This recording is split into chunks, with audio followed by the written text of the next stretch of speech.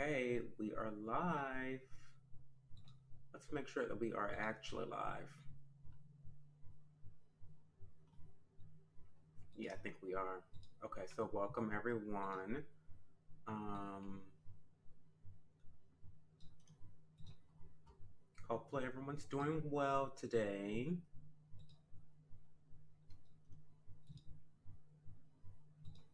Hopefully. Um,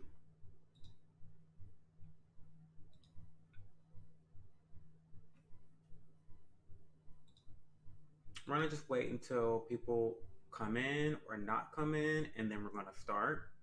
We're not gonna be waiting forever. No, we're not gonna be doing all that. Because this is a traumatic story. And I kind of want to tell it and be done with it. Because I almost kind of forgot that this had even happened, which is the real gag of it all, right? Um, but we'll start in about 5 minutes. We'll put some lip balm on. We'll, drink a little champagne. Um, we'll do all the things that we need to do. Let's tell the girls on um, let's tell the girls on Instagram that we are in fact live right now. Let's do a little story. Oh, let's not. Yeah, let's do a little story, and then we'll start in 5 minutes. We'll let people kind of file in, and then we'll get right on with this story. Let's take a little selfie here. Let's see what's going on. What's my angle? This my angle. That's my angle. That's it. Live now.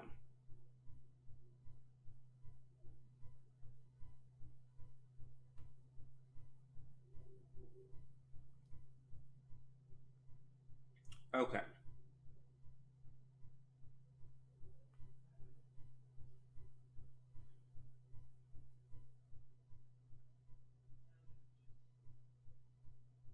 Okay.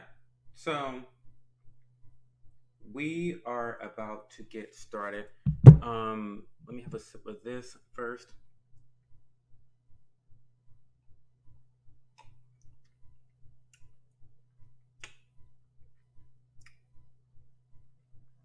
Oh, it's amazing. It's actually amazing. Let me actually make sure that my audio quality is where it needs to be before I start pretending like we're about to like stream. Because listen, that would be awful if I talked all this time and couldn't even, you know what I mean? Okay, we're good. Okay, so one last thing before we get started. I know that people usually, thank you, Queenie, thank you. People usually think that like I love mimosas, and it is my favorite drink. But today we're having a diet mimosa. Now, if you don't know what a diet mimosa is, it's essentially a mimosa without the orange juice. Orange juice has extra calories in it. And listen, I know that for normal people, if you're on a diet, you're not having champagne at all. But if I had to choose champagne or orange juice, I'm going to choose the champagne every time. So this is my diet mimosa.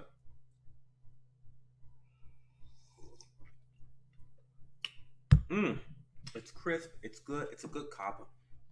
Okay, so we're going to get started. It's been a couple minutes. We're going to get started.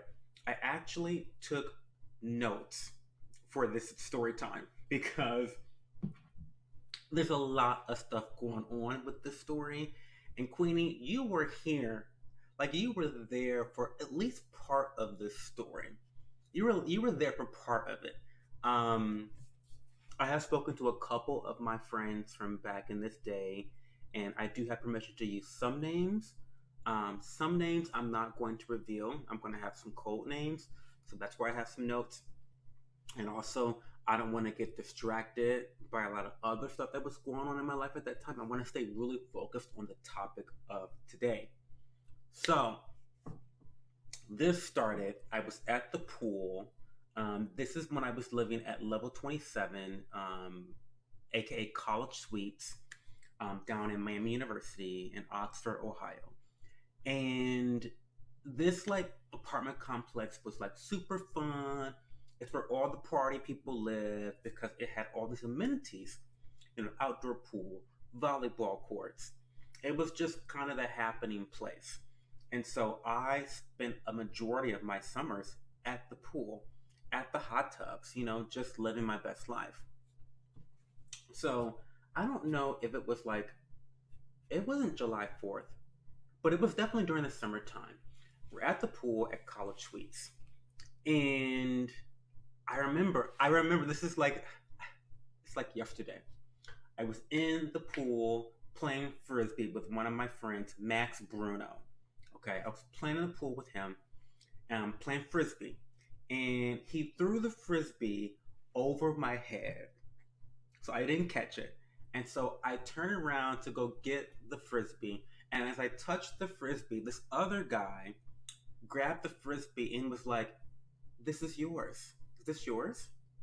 And like our eyes connected. And it was like, I swear to God, it was love at first sight. It felt like it was giving me Disney fairy tale encounter. That's what it was giving. So this beautiful boy like hands me the frisbee. He's like, "Is this yours?" He was really shy, like shyness in his voice. But he gave it to me. I was like, "Thank you." Took the frisbee, quickly turned around, and was super embarrassed and like shy. Believe it or not, guys, I'm actually a shy person when it comes to romance or sex, like sexual encounters or romantic encounters. I'm actually very, very shy. I tend to never approach other people. I like to be approached, and even when I'm approached, I'm like I don't know what to do. Like I don't know. It's just the thought of it right now makes me nervous. But anyway, I had this fairy tale encounter with this guy. We're gonna call him Ryan. We're gonna call him Ryan, okay? So I meet Ryan, and like that night, we're definitely doing it. Like we hooked up that night, okay? Like long story short, boom. Now I might do a story time. You know what? I'm not gonna do a story time about him. This is not about Ryan. In fact, rest in peace. Ryan passed away probably 2 years ago. I would say. I want to say about 2 years ago he passed away. Um, maybe three. So I don't think it would doing a story time about our relationship would be like kosher. So I'm not gonna do that. But he was the first love of my life. Like the first love of my life. Love that kid to death. I learned so much about myself as a person, as a person in a relationship, as a friend. I just learned so many lessons that I will forever have gratitude for that relationship with Ryan.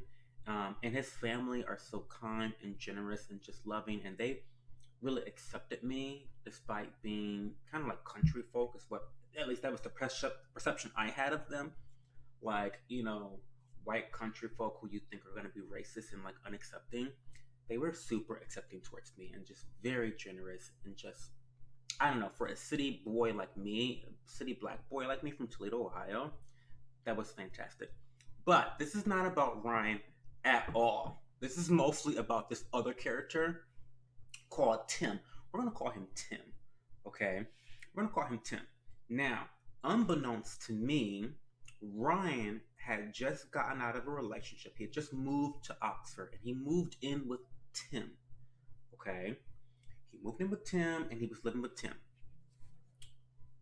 Now, I didn't find this out until much later, but Tim had this expectation that if he moved Ryan into his apartment at College Suites, that would be an open door for him and Ryan to start dating again. Well, I don't know if that's actually what Ryan had planned on doing, but what I do know is that when he met me, that went out the window. Okay, that whole plan, whoever had that plan, was null and void because I walked into the picture.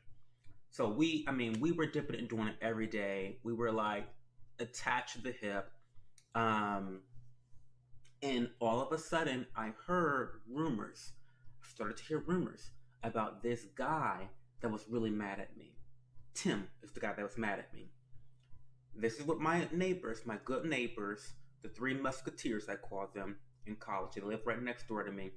Um, in apartment 4, you know who you are.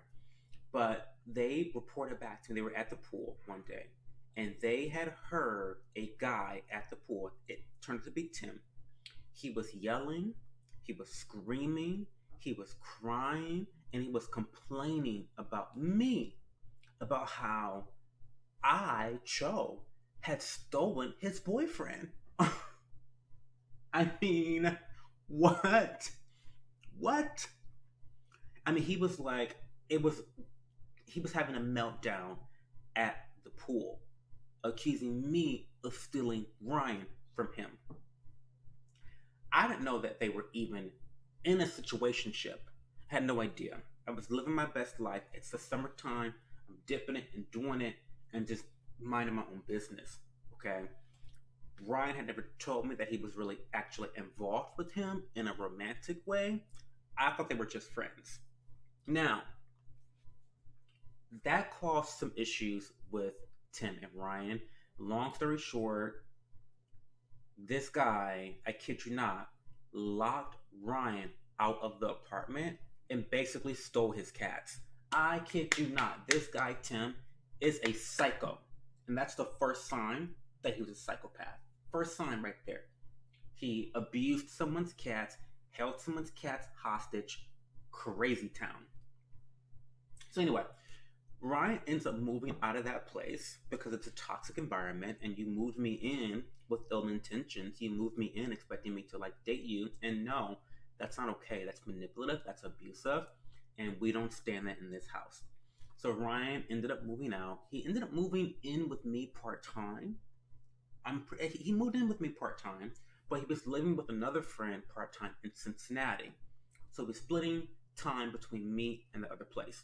Now, as our relationship is progressing, I'm being integrated in Ryan's friend group, which also included Tim. So you had Tim, you had Ryan, and you had all these other friends. Queenie, you would know one guy that was part of this friend group. We had True Blood nights with him. We would watch True Blood together, cook food, but he was part of this friend group, and we just had a bunch of friends in this friend group. So I would have like these random, short but small but very tense encounters with Tim. But we kind of kept our distance because I knew he didn't like me. I knew that he was saying horrible things about me, and I just wanted nothing to do with him. Because don't get me wrong, I was in a lot of drama in college, but I never wanted to be involved in drama. I always tried to avoid it if I could. I was just never afraid to handle it. So I was like, listen, I'm not gonna talk to him. I'm gonna keep it cute. I'm gonna like, you know, say hello if I have to say hello. But it's fine. So here's where things get things this is where things turn left. Because I thought that he hated my guts, but like he didn't want to be my friend. Like I don't understand him. Okay, let me just say, I hosted gelotini parties during the summertime. And so a gelotini is basically, like jello shots. We have jello shots in this little shot glasses. Well, I thought I was like a classy, rich old white lady. So I wanted to have a gelotini party where you would put the jello shots in martini glasses instead of shot glasses. And when your guests would come into your home, you would give them this martini glass with you give them the gelotini, the spoon in it, and there you go. They have their cocktail basically. So I had this huge gelotini party, and I invited everybody that I was friends with except for Tim, because I'm not friends with you, Tim. I'm not friends with you. You called me a man stealer. You accused me of stealing your man, and you're going around telling everybody that like I'm this horrible person. Hey Froggy, hey Ben. So I'm having this gelotini party and I'm not going to invite you. Like, I'm not inviting you. That's so dumb. Now, where I made the mistake is thinking that he would be okay with this because if I'm having a party and you don't like me and you don't get invited to the party, why would you be mad? Because you're not my friend. You don't like me. What are you mad about? No, no, no, no, no. He was very mad about this. So he sent me text. And I wish I had my own phone with me right now. I do not have the text with me. But he sent me text threatening me, like physically threatening me, saying, "You don't want to mess with me. You know what you did. How could you invite my friends to your home for a party? You already stole my man. Now you're trying to steal my friends." Listen, I'm telling you, it was unhinged. It was unhinged. And I was just thinking to myself, like, why are you so mad that I'm inviting my friends that all love me now to my gelotini party and you don't like me? Why would you even want an invite? Like, why would you want an invite? But I get it. Now that I'm looking back at it, he felt some type of way because me, I was the new person in the friend group. I was new. I was introduced by Ryan, and these are all Tim's friends. Like, Tim had been friends with them for a long time. So he felt very threatened that, like, I was coming into the friend group, not only taking his man, but now his friends really like me, and I'm taking his friends away from him for a night because they're all at my place drinking gelotinis. So that was a mess. And I thought, this guy is like, he's a psychopath. Like, he's sending me threatening text messages. It's unacceptable. I don't know who raised him. Was he raised by wolves? But I didn't go to the police because, people talk all the time. Okay, people talk, people bark, but they don't really bite. Now, things progressed even further. It was another night. It was another party night because I was partying all the time. Um, Ryan was at my place. We went to sleep and we slept butt naked. I did not lock my doors. I never locked my doors. I don't know why I didn't do that. I think it's the private high school education of like not locking doors. Like, idiot. Didn't lock my doors. Unbeknownst to me, Tim was walking around College Suites, the apartment complex, knocking on doors looking for me. I kid you not, this psychopath was knocking on doors asking people, "Where's Cho? Where does Cho live? Where's Cho? I'm looking for Cho." Uh, uh, am I crazy? Or is that just like completely off the walls? It's 3 a.m., by the way. It's 3 o'clock in the morning. He's knocking on doors. I lived in apartment 4, building 4. Okay. So he finally reached himself to apartment 4, where I live.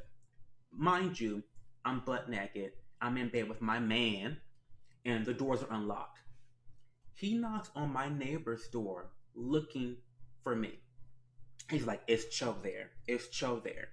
And he had someone with him, by the way, another psychopath. I forget his name. Tall, black, gay guy. I forget his name, but he always hated me. So like him tag teaming with Tim against me was just gutter ball trash. But he's looking for me. So these are the same neighbors, by the way. The neighbors who caught him at the pool yelling and crying and complaining about me before. So they knew he was a psychopath. So when Tim was asking them, "Oh, where's Cho's apartment?" They lied. They lied. They said, "Oh, he's in building A, honey. He's in building. You're in the wrong building. I know where Cho lives," because everyone knew me. I mean, everyone at that apartment complex knew who I was. I was a party animal, so I got around. I got around. Okay. So the girls next door was like, "Oh no, he's in apartment A. I mean, building A. Go look for him over there. Yeah, go. Good luck." Lying through their teeth. Praise God for those girls. Because could you imagine if he knocked on my door and I came and I answered the door at 3 a.m. or if Ryan answered the door at 3 a.m. and he had him and his goon with him? I don't. I couldn't imagine. So anyway, I guess he didn't find me that night, so he went back to the hot tubs. Now, I feel so bad for this happening. My best friend Natalie at the time. Natalie, if you're watching, I'm so sorry that I'm even bringing this up, but thank you for letting me use your name. It's easier to use real names than fake names. But Natalie's at the hot tub, and Tim comes back with his ugly ass goon with him. I forget his name. I need to go look him up. But and he's like yelling at her. I don't know why he was yelling at her. I guess Natalie. I should have asked Natalie on the phone the other day, like what that was even about. But I think he was just mad at her because he knew that she was my best friend. So he ended up calling her a fat Jewish whore, and he got in her face, like physically got in her face. It was awful. I mean, disgusting behavior. All I know is that Natalie came back crying to me, upset. Tim basically got in my face like he wanted to fight me, called me a fat Jewish whore, and him calling anybody fat, the audacity for him to even fix his mouth and jump out that window talking about anybody else being fat, it's just beyond me. But that's when I had had it.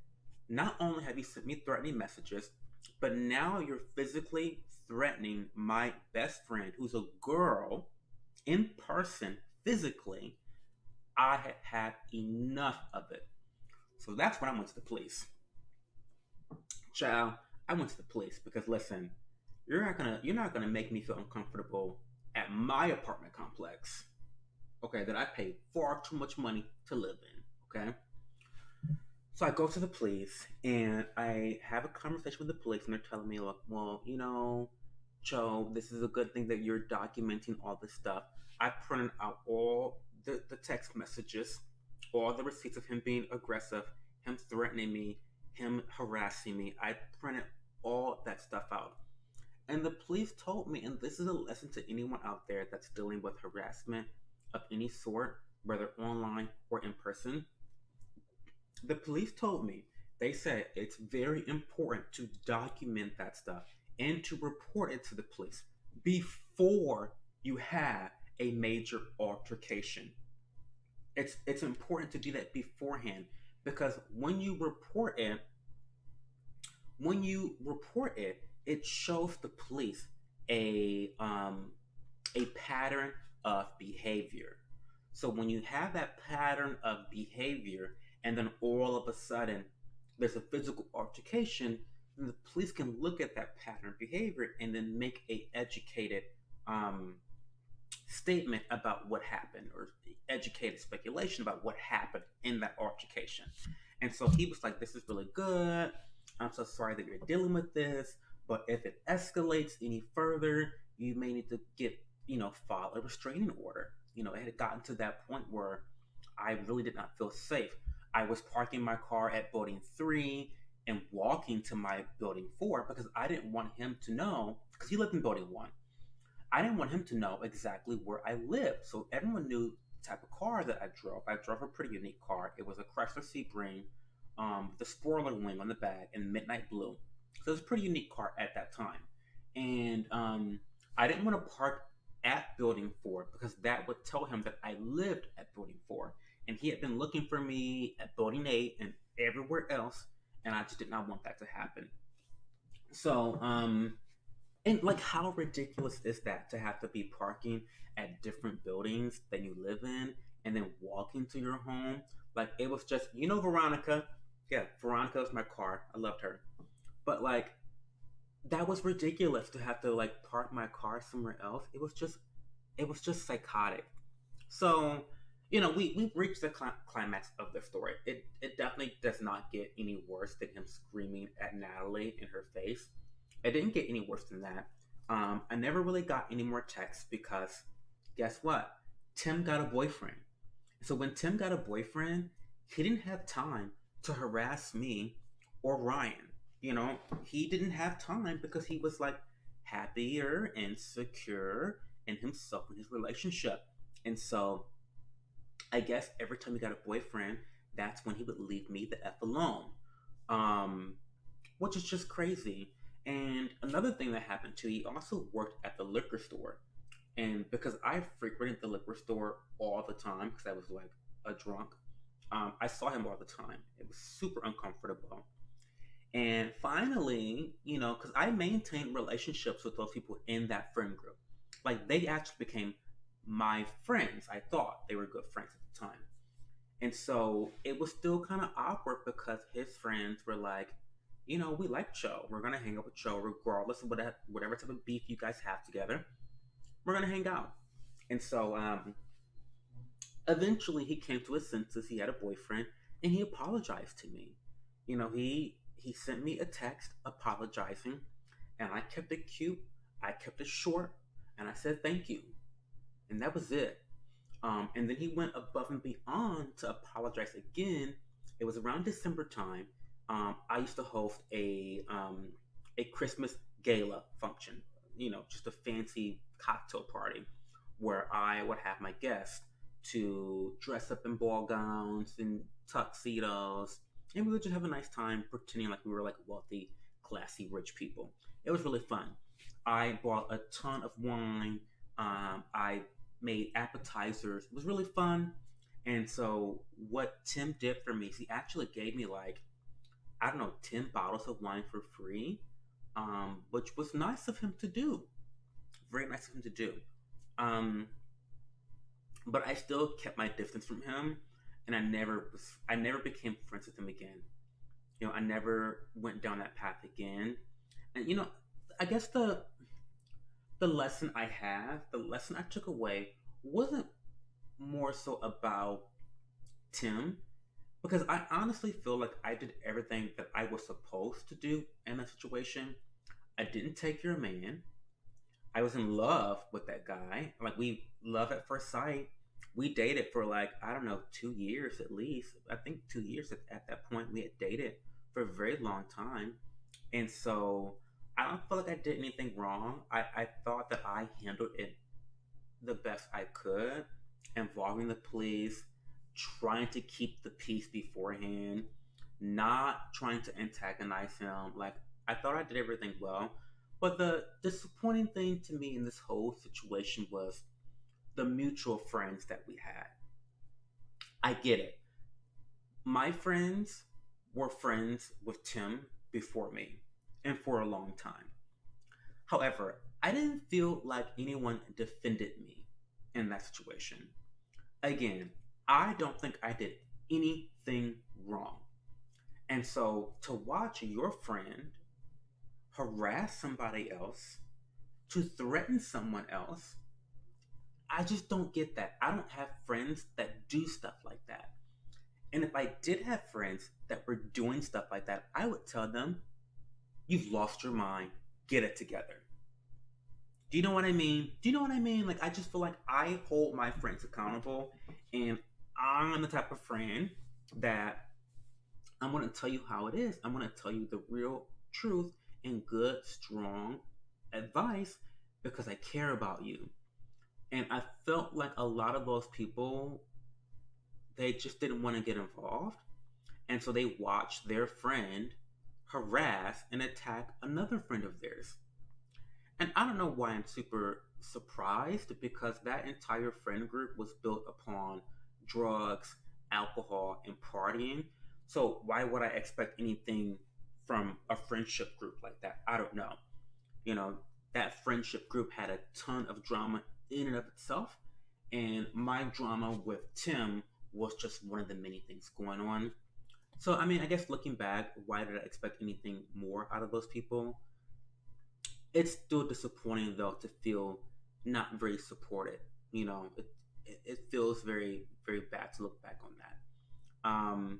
But yeah, that's the story of how I was stalked by this psychopath for a long long time. Um, and it's not cool. If you ever have a situation where you're being stalked by someone, I definitely recommend that you handle it. You seek out the police, law enforcement, get that stuff documented so that if it needs to be escalated to a restraining order, that you are allowed to do that. So yeah, now we're gonna go quickly over a couple products that I emptied out over the last 4 months. Um, let's talk about it. Let's talk about it. So the first product we're going to talk about is the Youth to the People Kale plus Green Tea Spinach Vitamin Superfood Cleanser. So that is it right here. Are we going to be able to see it? Yes, we are. So yeah, that's the Kale Green Tea Spinach Vitamin Superfood Cleanser by Youth to the People. I love this stuff. This cleanser is so nice. The only problem I have with this cleanser is that it is super expensive. Like it is $36 for the full normal size, and my bank account is just not built like that. It's just not built like that. So I have compromised, and I told myself that okay, Joe, what you can do is you can get the travel size version and use it when you're traveling. You know, because like when you're traveling, it can be like a luxurious experience. You're already treating yourself because you're on vacation or somewhere you're traveling somewhere. So why not have a little bit of, you know, luxury skincare? So I sometimes buy the travel size version, which I forget how much it is. It's still expensive, but it's not $36. You know what I mean? So I like that. It is non-stripping. It is a great cleanser. I mean, it cleans everything. I feel like it takes off makeup. I only wear foundation occasionally, but it would take off all of my foundation, no problem, and not really leave my skin tight or stripped, which I love. Um, oh, it's $16. Thank you, Queenie. Thank you. It's so good. I'm glad you love it because it's just that girl. It really is just that girl. But my bank account is just not built like that. Um, so I won't be repurchasing the normal size probably until I make more money.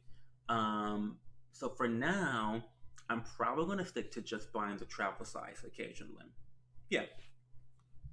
Next up, we have Naturium's Plant Ceramide Rich Moisture Cream. Oh, are we going to? There we go. So Naturium Plant Ceramide Rich Moisture Cream. Um, Naturium is a brand that I don't really support. I bought this because a lot of my influencer friends and just influencers that I follow rave about this brand. They're definitely on payroll, allegedly. Um, my conspiratorial investigative analysis tells me that they're all on the payroll. That's just my opinion. Okay, so they're paid to promote Naturium all the time. I get it. Make your coin, honey. I'm not mad at you. That being said, I think the brand Naturium is just average at best. Okay, at best. Because when I see reviews from normal people, non-content creators, non-influencers, mm, they're meh. They're like, kind of like so, like whatever. Um, and me trying it myself, I actually like this a lot. It's not like the best moisturizer ever, but it is very hydrating. It does have some occlusives. It is moisturizing.